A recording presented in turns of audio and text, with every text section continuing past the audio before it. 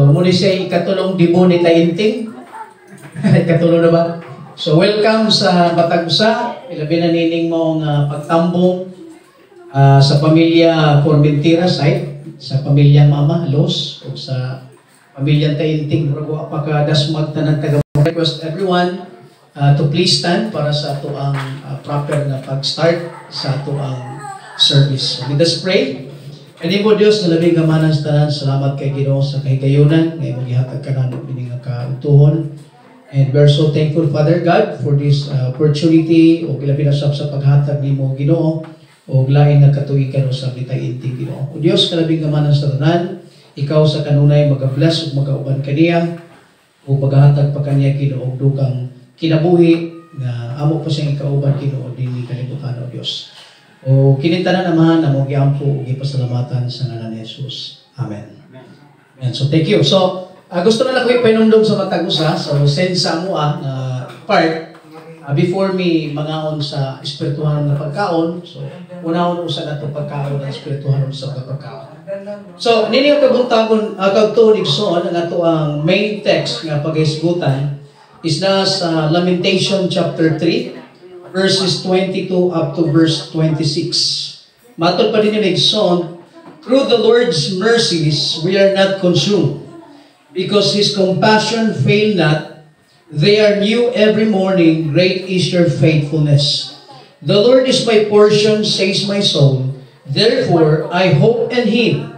The Lord is good to those who wait for Him, to the soul who seek Him. It is good that one should hope and wait quietly for the salvation of the Lord. So kung natong tanawig son, ang background in Book of Lamentation, it was written by the prophet Jeremiah. So kung natong tanawig son, the word lament simply means to mourn. Paghilak, pagbangutan, sumuli sa ibut pasabot sa word ng lamentation. Pero kung natong tanawon may son, sa pulong ng gibuhian, sa passage na itong gibasa, dili nato makita ang word nga lament. Nga naman, tungod kay nagpakita din niya nga through the Lord's mercies we are not consumed.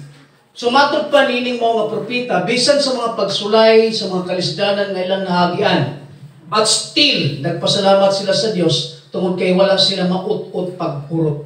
So karon so may connection sa ato ang pagpasalamat sa adlang natawhan ni Tainting based nining mga passage. So doon na tayo tulog kabutang nga itong hatagan o kinabuhi maigsoon kung mag-isgota about gratification, thankfulness sa ato ang buhay ng Diyos. Imagine 75 years old. Kung kita mo'y pangutanon karon dunwa pa tayo 75 sa itong una-una makaabot to paghatag 75. Abot? Siguro, sila sa atan siguro, o bang mga vlogger, mga taas pa rin kinabuhi na naman. Sige naman naglakaw, sige naman naglipay. Siguro, ang mga bakba, siguro ano nila pag magkayusa, abot ang katawas dunggan. But remember, bisag unsa na ito kataas at itong kinabuhis kalibutan, doon na tayo ginatawag ng finish line. Wala ta kabalokon kanusa. So, doon na tayo tulog kabutang maigsoon, nga atong hatagan o kinabuhi karon. Kung ngano nga ang tao angay magpasalamat, ay sa nagpasalamat ba ta itong kay dagang pagkaon na nakita nato sa itong atubangan karon? Usa na siya sa atong pasalamatan. But remember, sa kada mata nato buntag sayo, mo na say usa ka oportunidad nga atong pasalamatan ang Ginoo. Kung doon na may unang word nga mogawas sa atong baba before ta mo bangon sa atong higdaanan is mo na pagpasalamat sa atong buhi nga Dios. Ano man? Kay sa atong pagkatulog, wa ta kabalo kung makamata pabata sa buntag sayo. Correct? So muna ginaingon na to, sa time nga natulog ta, dili ta sure nga makamata pa ta buntag sayo. But still, ang gugma sa Ginoo is iyang gipakita o gipadayag sa matag usa nga sa kada adlaw iya tang gibangon ug iya tang gipukaw.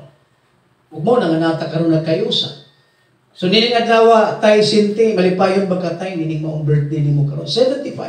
Malipayon. Malipayon.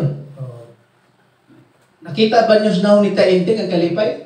Murag kuwang sa kalipay gamay tay. Ako uspo na pangutana. Malipayon ba ka tay sa imong adlaw na tawhan karon? Malipayon. Malipayon. Bintahan na lang yung gamay. Kaya ang pahiyom ni Tainting is saka na ka 1/4.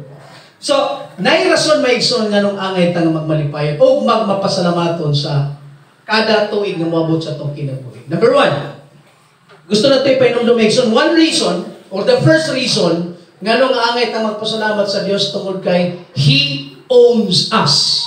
So, pa'y pasabot na maigsoon. Ang Dios na tong gialagaran, siya ang tag-iya sa ato ang kinabuhi.